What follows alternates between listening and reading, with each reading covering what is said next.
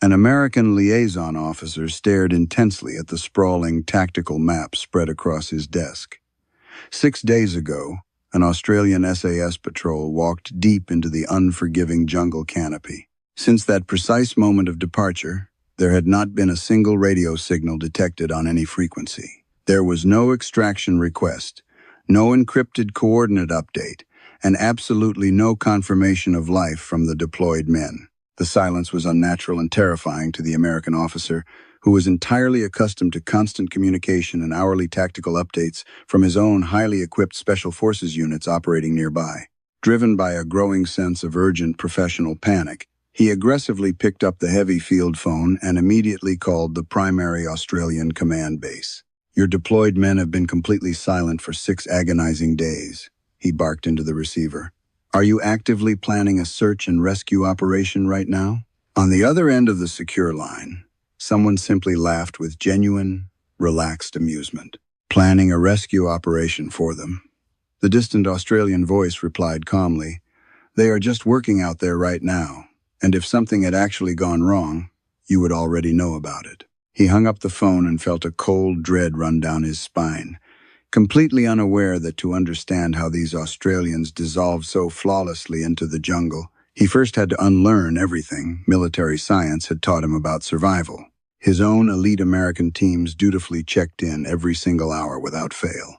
They called in massive air support at the very first contact with enemy forces and loudly demanded immediate helicopter extraction at the slightest operational complication.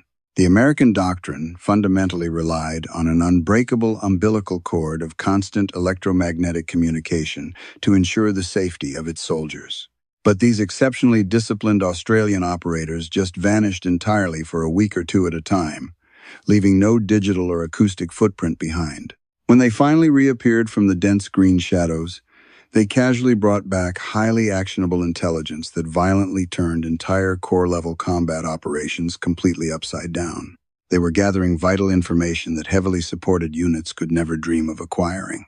To truly comprehend how these foreign soldiers learned to dissolve into the hostile environment so completely that even their closest battlefield allies permanently lost track of them, we must look backward in time. We need to journey all the way back to the grueling SAS training camps where hopeful recruits were mercilessly taught one singular, absolute cardinal rule of survival. If you press that transmission button, the veteran instructors would repeatedly scream into their tired faces, "You are already a dead man walking." The Australians fundamentally operated on the exact opposite tactical assumption of the mighty United States military machine. Their shocking battlefield results were actively making standard American combat methods look like a profoundly expensive, clumsy, and painfully noisy ongoing failure in the dense jungles of Southeast Asia.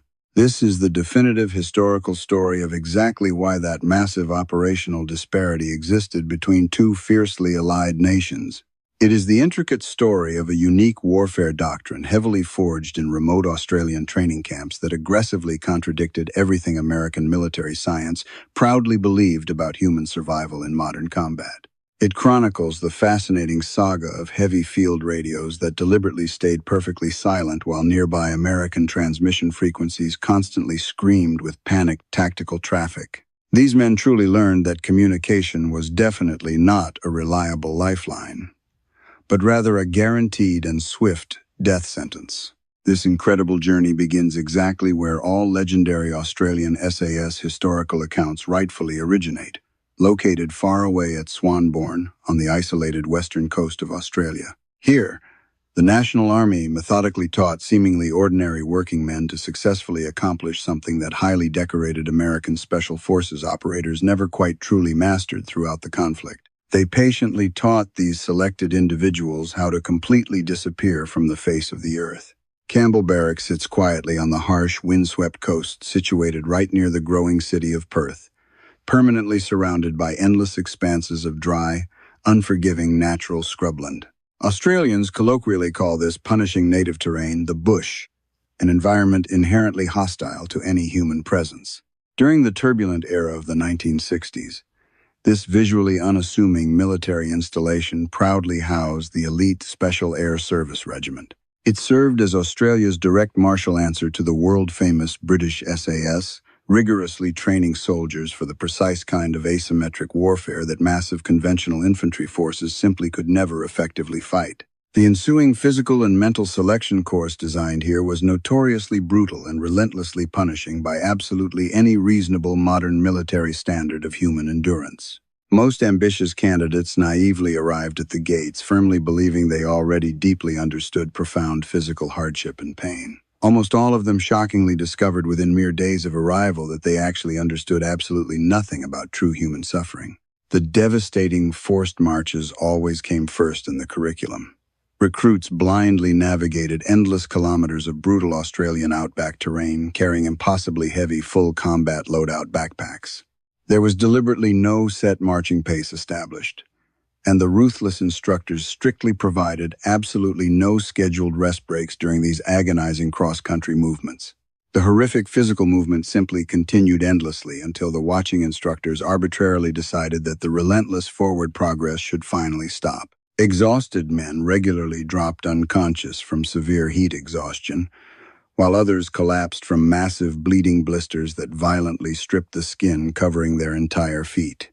They inevitably fell from the simple, compounding daily accumulation of pure muscular pain that their screaming bodies could no longer logically process or endure. However, this extreme physical punishment expertly served a highly specific and calculated psychological purpose, extending far beyond any simple athletic endurance testing mechanism. It deliberately created the exact harsh environmental conditions where hidden psychological weakness finally became entirely visible to the evaluating staff.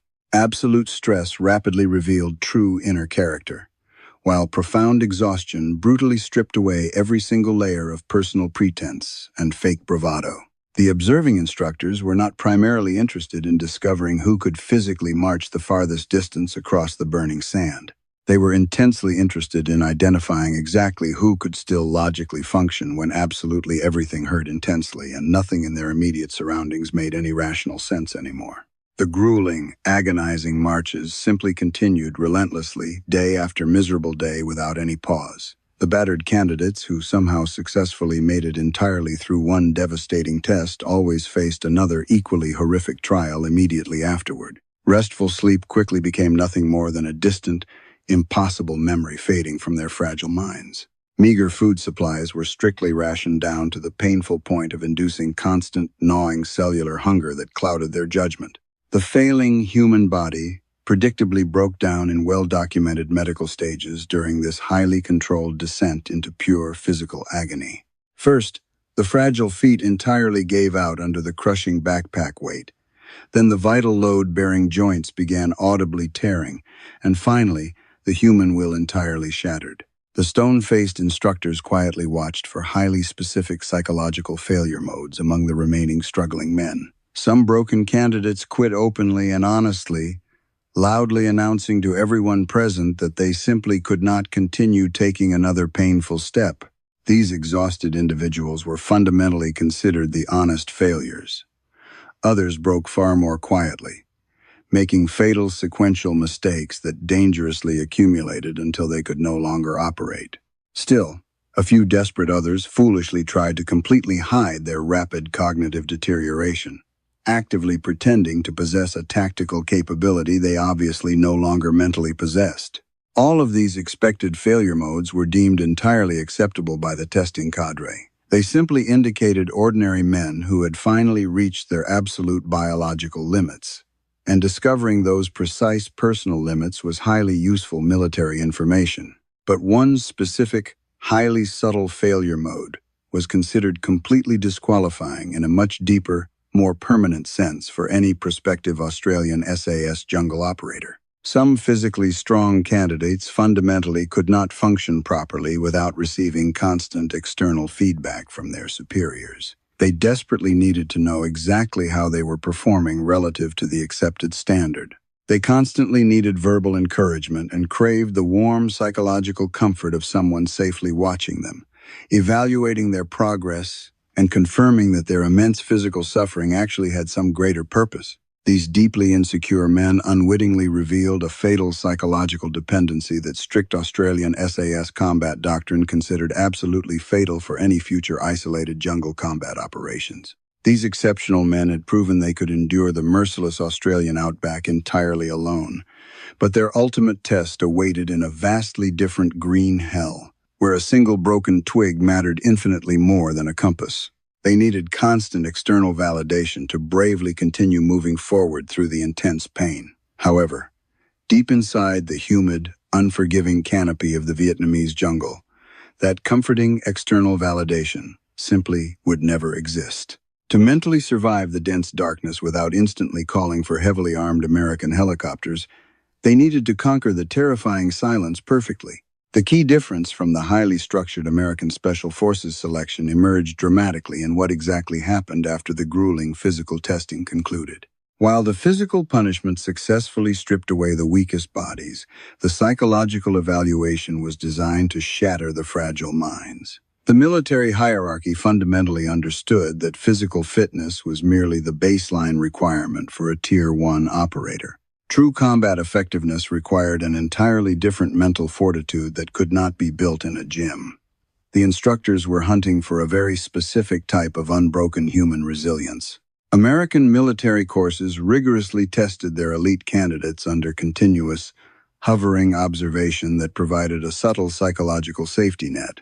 Dedicated instructors watched every single movement closely, while fully equipped medical staff always stood ready nearby to intervene if bodily limits were violently breached. Constant evaluation provided a steady stream of feedback to the struggling men. The American candidates intrinsically knew they were being carefully assessed at every moment. They deeply understood that immediate emergency help was readily available, confirming that their intense suffering was entirely controlled and undeniably purposeful.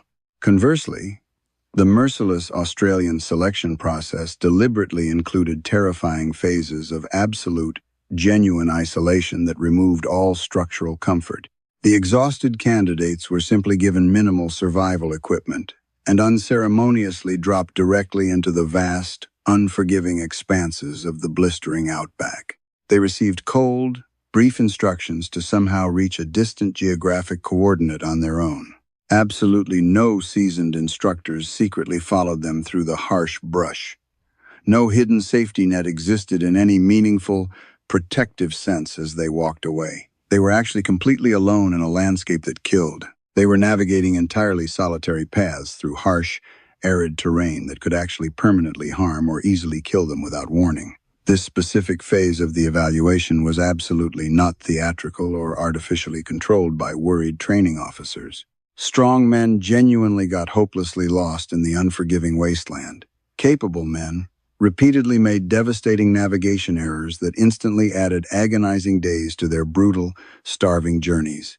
Exhausted men unexpectedly encountered extreme environmental conditions they were utterly unprepared for and desperately had to improvise immediate life-saving solutions without any expert guidance. The terrifying isolation was incredibly real, and the severe physical consequences of operational failure were potentially catastrophic for the wandering recruits. In that brutal, unfiltered reality, a very particular kind of hidden psychological weakness slowly revealed itself under the blazing sun. Some previously strong candidates simply could not effectively function without knowing for certain that someone was secretly watching their agonizing struggle. They desperately needed the warm psychological comfort of a potential emergency rescue to keep moving forward. They constantly needed a tangible, reassuring connection to some higher military authority. They fundamentally needed, in short, exactly the reassuring external support that chaotic jungle combat would absolutely never provide to a deployed patrol. These dependent men miserably failed the selection course not because they lacked the necessary physical capability or tactical strength to march. Many of these failing individuals were actually exceptional, highly decorated athletes who had previously breezed through the standard physical testing phases with remarkable ease. They ultimately failed because they entirely lacked the absolute psychological independence that future Australian SAS covert operations would absolutely require for basic survival. The hardened men who successfully passed this brutal crucible had definitively demonstrated something infinitely harder to train than simple cardiovascular fitness. They had unequivocally proven they could effectively operate in genuine, crushing isolation without suffering any significant psychological deterioration or panic. They could calmly make incredibly complex tactical decisions completely without any external guidance or reassuring validation from higher command. They could continue to function precisely and lethally when absolutely no one was ever coming to help them out of a desperate, overwhelming combat situation in hostile enemy territory. They could miraculously find deep within themselves the critical emotional resources and operational drive that lesser soldiers always frantically sought from external sources. This profoundly rare, cultivated mental capability would eventually prove absolutely decisive in the bloody, chaotic conflicts waiting in the dense jungles of Vietnam. But first, this raw psychological independence had to be meticulously shaped into a highly specific tactical doctrine that could be systemically taught and flawlessly replicated. The intense training that immediately followed selection focused relentlessly and exclusively on one singular, uncompromising operational principle of absolute self-sufficiency. Australian SAS combat patrols would fundamentally be expected to operate for heavily extended periods entirely without any logistical resupply or reinforcement. They would meticulously execute their long-range missions completely without the massive support structures that conventional American forces rigidly considered absolutely essential for survival. Intensive navigation training aggressively emphasized natural terrain association entirely over the use of standard mechanical instruments. The dedicated patrols meticulously memorized complex topographical maps until they could perfectly visualize foreign ground they had never actually walked upon in reality. Their minds became the ultimate navigation tool. They rigorously learned to deeply read shifting landscapes, easily recognizing subtle ridgelines, hidden drainage patterns, and sudden vegetation changes. These natural environmental indicators flawlessly pointed to specific terrain features hidden beneath the thick, suffocating jungle canopy. They constantly practiced navigating by pure, silent observation, instantly confirming their precise tactical position through what their own eyes actually saw in the shadows. They fundamentally refused to rely on what easily broken, unreliable compasses or fragile mechanical instruments told them. Their tactical reasoning for this demanding skill was intensely practical and ruthlessly specific. Standard compass navigation inherently required intense mental attention and deep cognitive concentration from the operator reading the fragile glowing dial. In the terrifying, deafening chaos of close-quarters jungle combat, human attention was an incredibly limited and highly valuable biological resource. When violent enemy contact unexpectedly occurred, when desperate patrols moved rapidly while under withering machine gun fire, immense psychological stress instantly consumed their cognitive capacity. Traditional compass navigation quickly became dangerously unreliable in these moments. Crucial directional bearings were hastily misread, and vital pacing counts were tragically lost in the gunfire. An operator's exact geographical position suddenly became terrifyingly uncertain, precisely at the exact moment when absolute directional certainty mattered the most. Natural terrain association navigation uniquely remained completely functional under immense combat stress because it relied solely on immediate visual recognition rather than complex mathematical calculation. A well-trained patrol that truly knew the actual physical ground could accurately navigate by simply looking around the immediate chaotic environment. They could silently confirm their exact location in mere seconds rather than wasting precious, dangerous minutes staring downward at a trembling compass. This critical visual skill directly allowed them to seamlessly maintain correct geographical orientation during a desperate evasion without ever stopping to shoot azimuths. The practical, life-saving implications of this unique training method were incredibly significant for the future of Allied deep reconnaissance operations. Covert patrols that could accurately navigate entirely without instruments could obviously navigate effectively without ever stopping their forward momentum. They could move continuously and fluidly under massive enemy pressure without losing their way. This relentless mobility fundamentally guaranteed their ultimate survival when vastly outnumbered by pursuing hostile forces. The elite Australian patrols could successfully evade a massive enemy pursuit while perfectly maintaining their precise orientation toward their hidden objective. Alternatively, they could seamlessly route themselves toward a designated extraction point without ever needing to physically stop and desperately check a glowing dial in the deadly darkness. Most importantly, they could accurately navigate for weeks without ever transmitting dangerous radio position updates back to the base. They never needed to ask for location assistance because they always intrinsically knew exactly where they were standing in the dense, silent jungle. This profound level of absolute self-reliance was specifically designed to completely sever the dangerous electronic umbilical cord that traditionally tied soldiers to their commanders. The brutal instructors had systematically eliminated the inherent human desire to reach out for a comforting voice when the terrifying darkness closed in around them. By stripping away the false security of constant radio contact during training, they forced the isolated recruits to discover an unbreakable inner resolve. The quiet men who emerged from this desert hell were uniquely prepared for a silent war that conventional armies fundamentally could not comprehend. The seasoned instructors at Swanborn had successfully forged an incredibly rare breed of silent warrior entirely detached from traditional military command structures. They were completely self-reliant, brutally efficient, and remarkably comfortable dwelling in the most isolated corners of the unforgiving wilderness. The grueling desert crucible had violently burned away their desperate human need for rescue. These exceptional men had proven they could endure the merciless Australian outback entirely alone, but their ultimate test awaited in a vastly different green hell, where a single broken twig mattered infinitely more than a compass. The 1st Australian SAS Squadron officially deployed to the dense, unforgiving combat zones of Vietnam in the volatile year of 1966. They quickly established their primary operational headquarters at Nui Dat, located deep within the vibrant rubber plantations and murky rice paddies of Phuoc Tuy Province. This specific geographic region would intimately become their exclusive area of operations for the entire duration of Australian military involvement in the brutal war. The highly trained men immediately began translating their harsh desert survival lessons into effective jungle warfare tactics. The designated Australian task force occupied a relatively small, concentrated area compared to the massive, sprawling tactical zones heavily patrolled by conventional American operations. Phuoc Tuy Province was certainly not the most intensely contested geographic region in South Vietnam, but it still contained highly substantial and incredibly lethal enemy forces.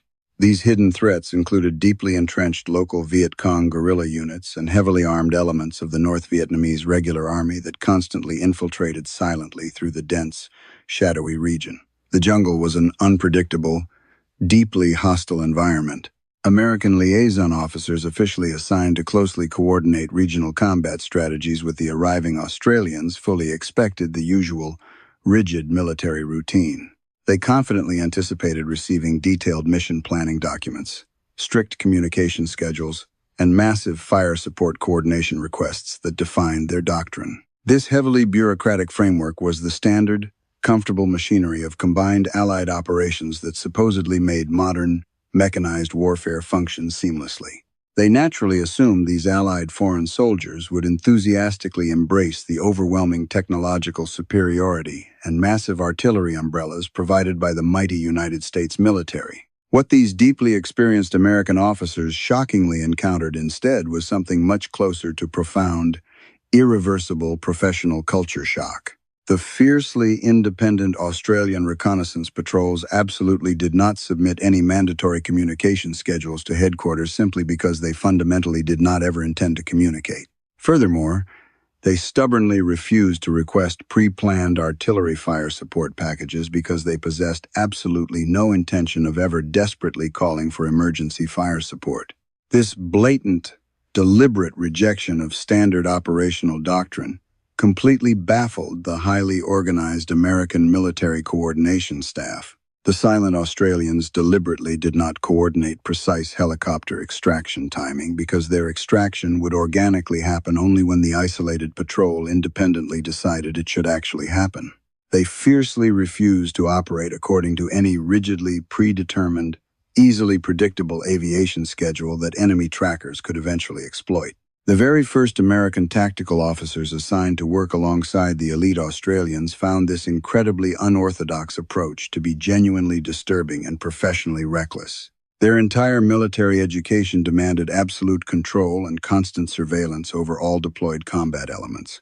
Extensive American military training had consistently emphasized constant, flawless communication as the absolute foundation of any effective combat operation. Their painful combat experience had repeatedly taught them that isolated patrols desperately needed overwhelming external support to miraculously survive deeply hostile, heavily defended territory. Their finely tuned tactical instincts loudly told them that prolonged silence invariably meant something catastrophic had already gone horribly wrong in the jungle.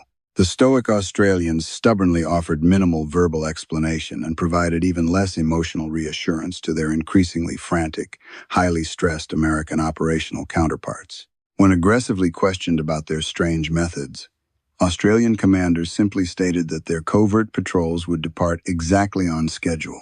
They calmly added that these phantom patrols would successfully return alive within broadly specified, multi-day operational windows. Exactly what violently happened out there in the dark between those two isolated events was strictly the patrol's private business. The massive Allied headquarters would deliberately not be updated, and frantic radio questions would absolutely not be answered. The terrifying operational silence was completely intentional, thoroughly planned, and absolute in its execution.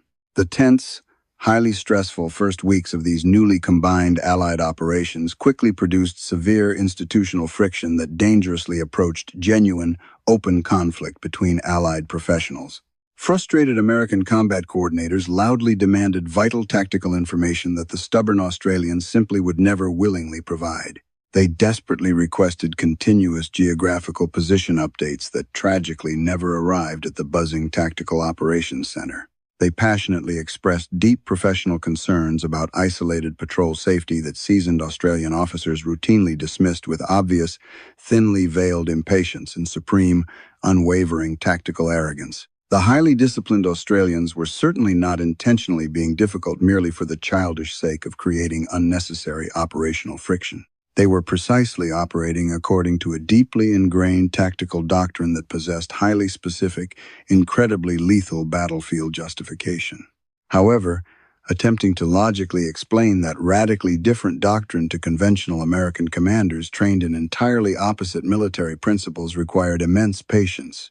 The incredibly high daily operational tempo of the brutal Vietnam conflict simply did not always allow for lengthy philosophical debates regarding the inherent tactical value of absolute silence.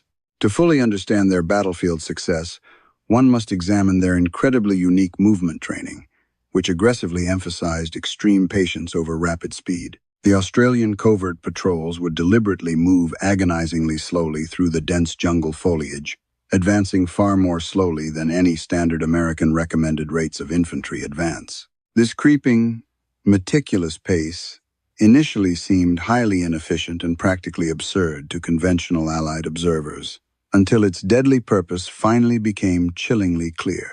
This unbelievably slow movement perfectly enabled a flawless noise discipline that any faster movement rendered physically impossible. Every single cautious footstep could be meticulously evaluated for hidden dangers before the soldier's full body weight was ever fully committed to the ground. Every single potential sound source, such as dry leaves, loose decaying branches, or unstable muddy footing, could be visually identified and completely avoided. A phantom patrol deliberately moving at only 100 meters per hour left absolutely no detectable acoustic signature behind in the bush. Conversely, a conventional patrol rapidly moving at standard American speeds essentially announced itself loudly to anyone lurking within earshot. This incredibly slow, creeping pace also uniquely enabled a state of continuous, hyper-focused environmental observation that any faster tactical movement entirely precluded. Fast-moving combat patrols inherently focused almost exclusively on rapidly reaching their final geographic destination. They constantly looked far ahead, desperately assessed potential movement routes, and aggressively maintained forward progress toward their assigned military objectives. Their vital cognitive attention was almost entirely consumed by the physical mechanics of the rapid movement itself, rendering them dangerously blind to subtle, hidden threats patiently waiting in their immediate surroundings. Slow-moving Australian patrols deliberately focused their intense attention on absolutely everything immediately happening around them in the suffocating green darkness. They actually possessed the necessary time to meticulously study the dense jungle canopy, carefully noticing microscopic physical details that much faster patrols entirely missed. They consistently detected subtle visual signs of massive enemy presence that rapidly moving soldiers would have carelessly walked right past without ever truly seeing. The pure, actionable intelligence value generated by this patient, systematic visual observation was incredibly substantial and completely undeniable to military planners. These silent Australian patrols consistently found hidden, heavily used enemy supply trails that massive aerial reconnaissance flights had never once detected from above. They routinely located highly camouflaged transit camps that had successfully remained completely hidden from American intelligence networks for many long months. They systematically gathered invaluable, highly detailed information through sheer, agonizing patience that a faster operational speed would have permanently prevented them from ever acquiring. But the absolute most distinctive, highly controversial element of this unique Australian training was always their uncompromising, radical radio transmission doctrine. This specific doctrinal point is precisely where the stark tactical difference from standard American military methods became absolutely permanent and completely irreducible. Highly experienced Australian combat instructors ruthlessly taught their young recruits that any radio transmission was an inherently dangerous, potentially suicidal operational act. Every single electronic signal, no matter how briefly it was keyed, instantly created a massive electromagnetic emission that could easily be detected. The highly adaptable enemy forces deeply possessed specialized radio direction, finding equipment that could rapidly locate these invisible transmission sources with terrifying accuracy. Multiple hidden enemy intercept stations operating in the deep jungle could effectively triangulate these broadcasting positions with incredibly meaningful, lethal geographic precision. This terrifying technological threat was absolutely not merely a paranoid theoretical concept discussed safely in a distant classroom. The resourceful enemy operating in Vietnam had intentionally invested incredibly significant resources into acquiring advanced radio direction, finding capability to hunt Allied patrols. They constantly monitored the active communication frequencies heavily used by massive American and Allied conventional forces, patiently waiting for someone to make a fatal broadcast. They successfully detected these careless transmissions and ruthlessly used that collected electronic detection for highly effective, deadly tactical purposes. The grim implications of this reality were incredibly stark and highly specific for any covert team operating deep behind enemy lines. A conventional patrol that faithfully transmitted regular hourly updates unwittingly provided the hunting enemy with highly accurate, continuous position updates. While direction finding was not perfectly precise, it provided approximate geographic locations that easily enabled the rapid, deadly concentration of overwhelming enemy combat forces against the isolated Allied unit. If the highly coordinated enemy forces accurately knew a specific Allied patrol was actively operating in a particular jungle area, they could systematically search that sector. They could easily set massive, devastating ambushes on the most likely extraction routes leading out of the contested valley. American combat patrols dutifully transmitted their status hourly, meaning they essentially provided hourly confirmation that a vulnerable patrol was operating in a specific sector. The enemy absolutely could not decode the heavily encrypted messages, but they simply did not need to decode them. The sudden electronic transmissions themselves were the actual actionable intelligence that the clever enemy commanders desperately needed to launch a massive attack. Elite Australian covert patrols would stubbornly maintain absolute, unbreakable radio silence for many long days, and sometimes even much longer than that. They would miraculously complete entire, highly complex reconnaissance missions without ever transmitting a single spoken word back to their worried commanders. The heavy military radio was strictly carried solely for catastrophic emergencies, representing situations where the deadly cost of transmission was somehow outweighed by absolute need. Routine daily communication simply did not ever occur within these highly disciplined units, operating deep in the harsh Vietnamese wilderness. This unique, uncompromising doctrine heavily required absolutely everything else previously taught in their brutal Australian selection and training pipeline. The isolated patrols strictly had to navigate flawlessly without receiving any position updates because they would never be electronically sending position updates. They fiercely had to handle completely unexpected, highly dangerous combat situations entirely without ever calling for heavy fire support because they simply would not ever call for support. The massive operational tension strongly persisted at the Allied headquarters until the shocking combat results slowly began accumulating on the strategic maps. Suddenly, the stark, undeniable combat statistics fundamentally became entirely impossible for the skeptical American military commanders to ignore or dismiss. Heavily armed American long-range reconnaissance patrols, aggressively operating in the exact same general region, consistently reported massive contact rates hovering around 70%. They violently encountered overwhelming enemy forces on the vast majority of their dangerous missions, regularly fighting massive, highly destructive running engagements. The noisy Americans constantly called in massive artillery fire support and routinely extracted under heavy machine gun fire with deeply disturbing regularity. Their dramatic tactical operations were incredibly violent, highly chaotic, and profoundly costly in both human casualties and expended military resources. Conversely, the completely silent Australian patrols consistently reported remarkably low enemy contact rates, falling significantly below 30% overall. They flawlessly found heavily fortified enemy positions, but were miraculously rarely ever detected themselves by the highly alert guards actively patrolling the exact same dense, hostile perimeter. They systematically gathered highly detailed, absolutely vital strategic intelligence without ever carelessly engaging the surrounding superior enemy combat forces. The quiet Australians routinely completed grueling, highly dangerous covert missions that lasted up to 14 exhausting days without experiencing a single hostile encounter. The shocking statistical disparity aggressively demanded an immediate, comprehensive tactical explanation from the increasingly frustrated American military leadership. The institutional tension between the Allied commanders reached a boiling point, right up until a 5-man ghost team vanished into a sector heavily swarming with enemy forces, carrying a radio they had sworn never to transmit. A specialized 5-man reconnaissance team, silently inserted into a remote jungle sector where Allied intelligence broadly suggested highly significant enemy activity.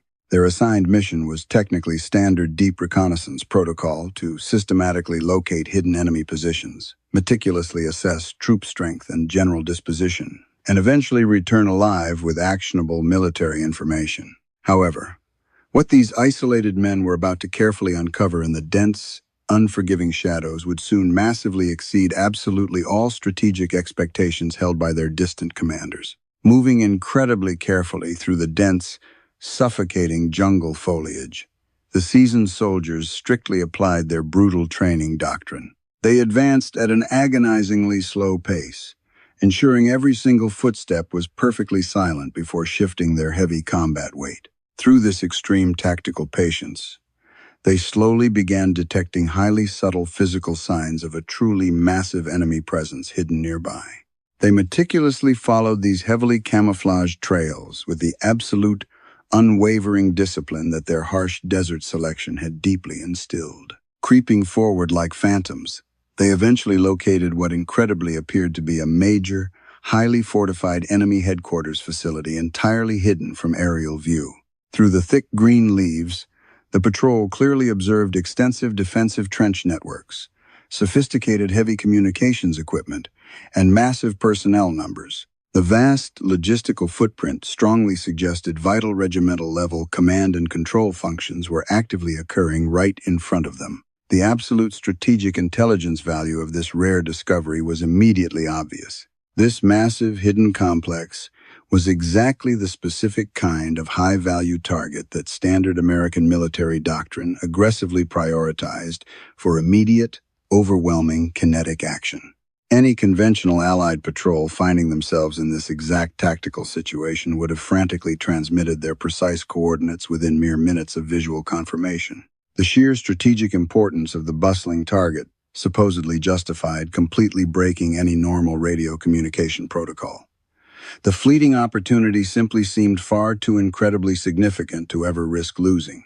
They would immediately call in heavy artillery coordinates, desperately attempting to bring down overwhelming aerial firepower to permanently destroy the facility before the highly mobile enemy could displace. However, the deeply experienced Australian patrol leader methodically assessed the dangerous tactical situation according to entirely different, vastly stricter survival criteria.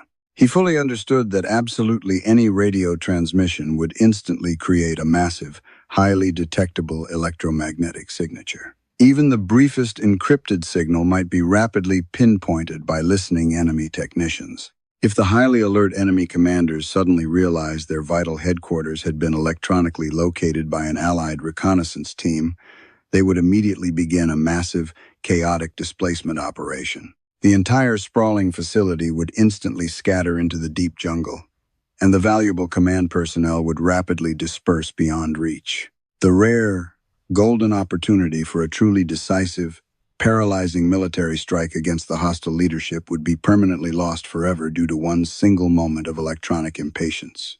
Desperate, immediate American airstrikes based purely on quickly transmitted, rough map coordinates would ultimately just violently bomb empty defensive positions that the clever enemy was already rapidly abandoning. The massive, undeniable intelligence value of this pristine target would be tragically wasted by a deeply flawed doctrinal impulse to always communicate.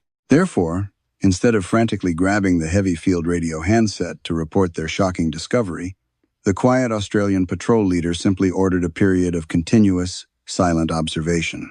For several grueling, agonizing days and long, terrifying nights, the isolated five-man ghost team stubbornly maintained their hidden surveillance positions well within direct visual observation range of the bustling enemy facility. They meticulously hand-drawn, mapped the intricate defensive bunker positions and carefully tracked the routine daily personnel movements.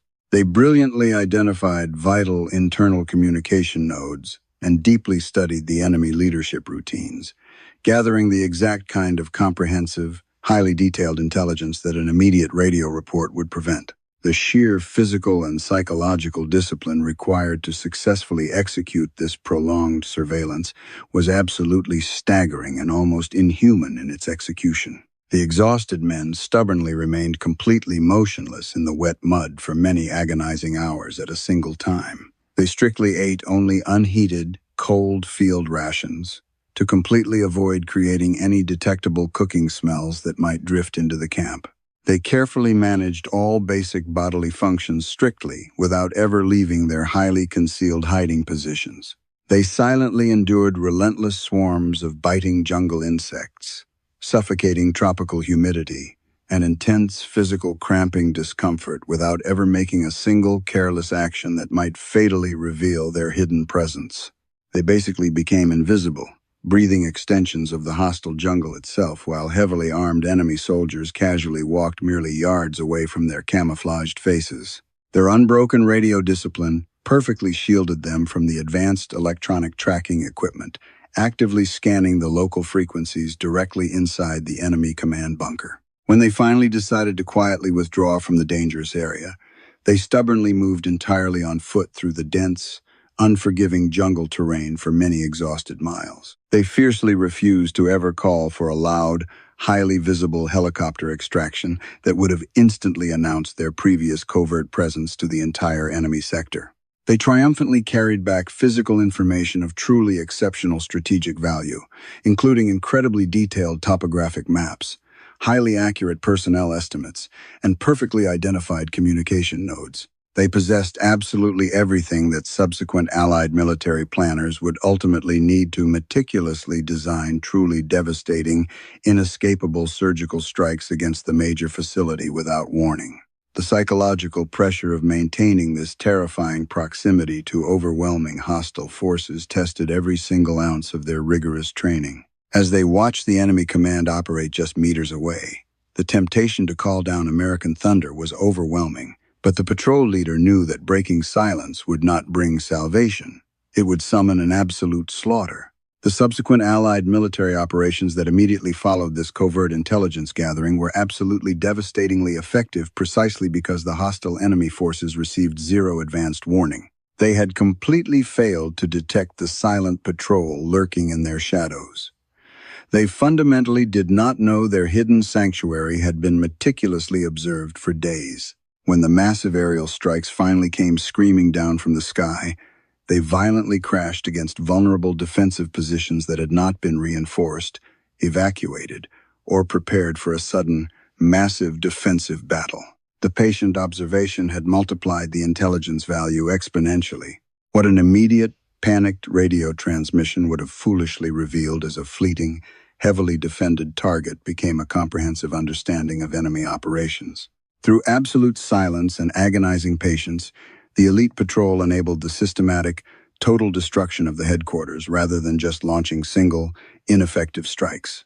Highly experienced American military officers who later carefully reviewed the classified operation quickly recognized the undeniable tactical logic driving the Australian methodology. The impressive combat results were completely undeniable on paper. Some progressive commanders argued strongly for rapidly adopting these similar quiet methods within elite American reconnaissance units.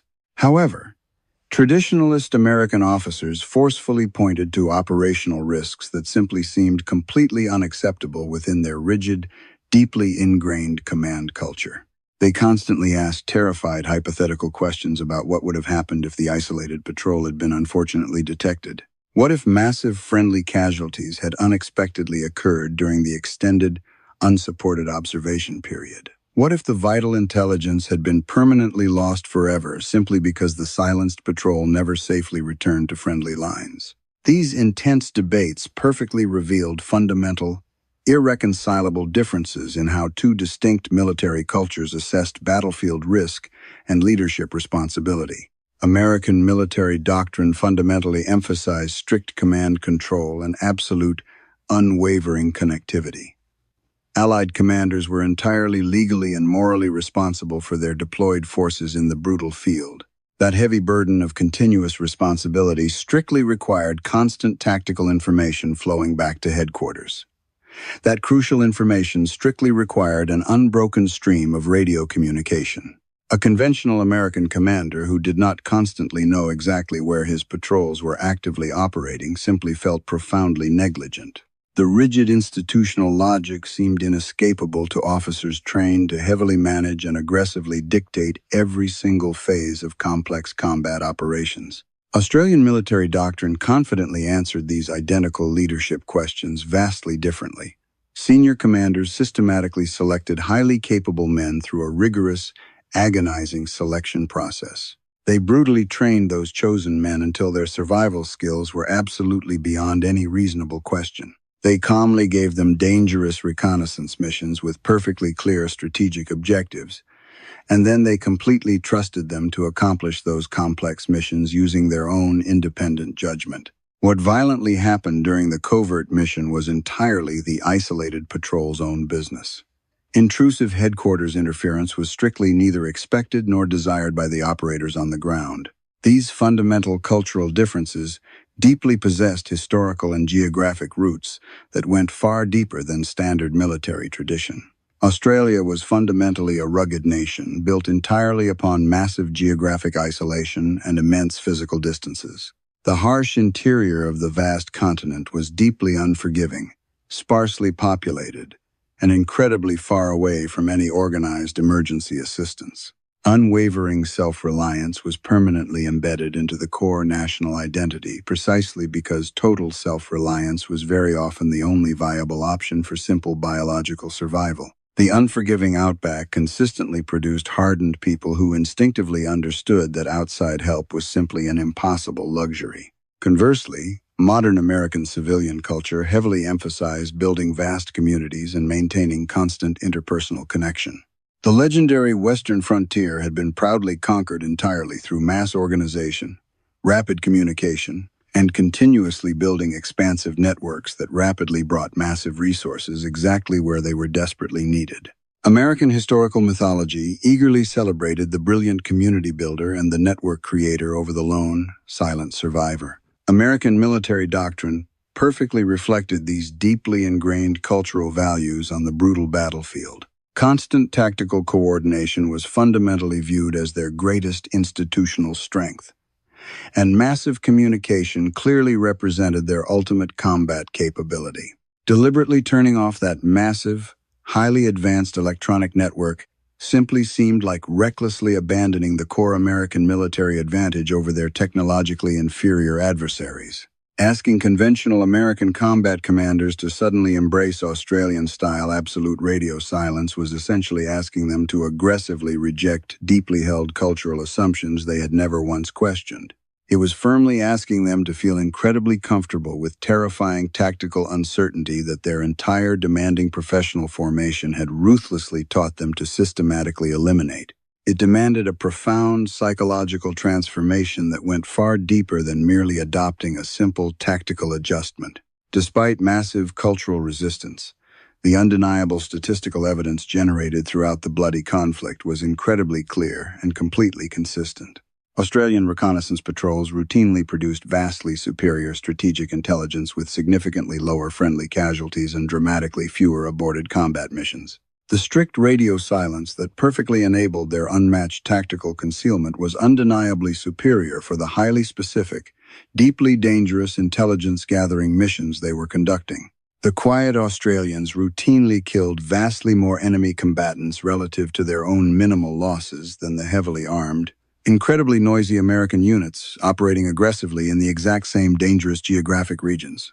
The tragic years immediately following the Vietnam War quickly brought highly painful reconsiderations of American special operations capabilities on the global stage. The disastrous Iranian hostage rescue attempt completely collapsed amid severe communication coordination problems and catastrophic mechanical equipment failures in the desert. Subsequent military operations repeatedly revealed conventional forces that struggled mightily when heavily planned external support failed to materialize properly. These highly public, embarrassing tactical failures urgently prompted the exact uncomfortable questions that the quiet Australian operational experience had already perfectly answered decades earlier in the dense, hostile jungles of Southeast Asia. The stark Australian example permanently demonstrated that highly effective special operations absolutely could occur completely without constant, heavy electronic communication. Modern warfare environments increasingly feature sophisticated electronic warfare capabilities that can rapidly detect, violently disrupt, or completely destroy standard communication networks with terrifying effectiveness. Highly advanced cyber operations can easily compromise digital communication systems in deadly ways that may not be immediately apparent to deployed operators.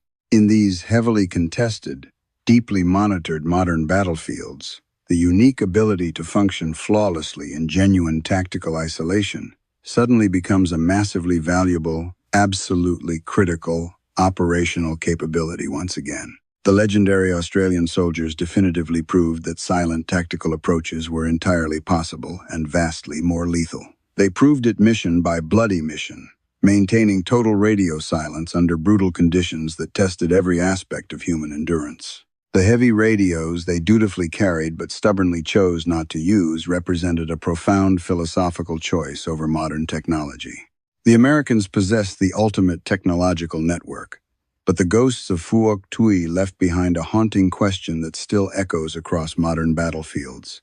Who is truly disciplined enough to turn off the radio and survive the dark alone?